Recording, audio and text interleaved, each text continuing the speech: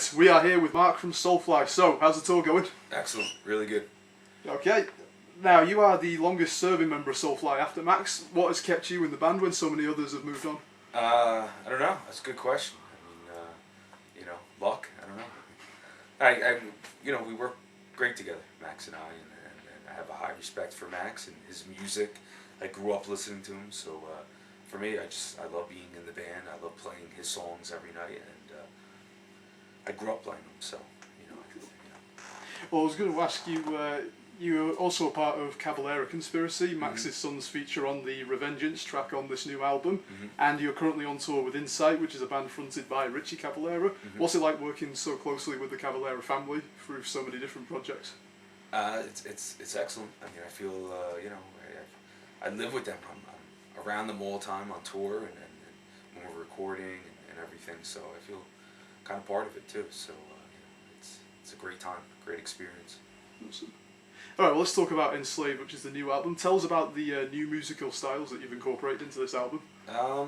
It's definitely a heavier record, but I don't think it's the last couple of records we've done with Soulfly have keep getting heavier and more thrashier and fast, and I think this record is just a continuation of that. We have a new drummer now, so he brought a whole death metal vibe. Dave Kincaid. His drum style is a lot of double bass and blast beats and stuff like that. And then Tony Camp was on bass. He brought his whole vibe to it too. So I think having the new guys in the band really also added a new sound to the band. Now, you may have already answered this, but watching the video for World Scum, which is the lead single off the album, I was struck by how dark it was, even by Soulfly standards. Is the darkness of this song and the video a result of a more pessimistic worldview held by the band, or does the decision to go darker with the music demand that kind of subject matter? Yeah, I think because the music was so dark, I guess lyrically, when Max was writing lyrics, he was coming from that point of view. Right. So. Alright, well, you've continued the tradition of featuring guest stars. What was it like working with Des Fafara and Travis Ryan, and how did it compare to other guests who have worked with Soulfly in the past? It was great working with those guys because, again, it was a heavier record, and Des is coming from Devil Driver, which is a real brutal, heavy band, and same thing with Travis from Cattle Decapitation. So I think those guys were perfect to be on this record, since this record was so heavy and brutal. So they did a great job on it. Alright, so what does the immediate future hold for Soulfly once you finish this tour? Where you guys go from there?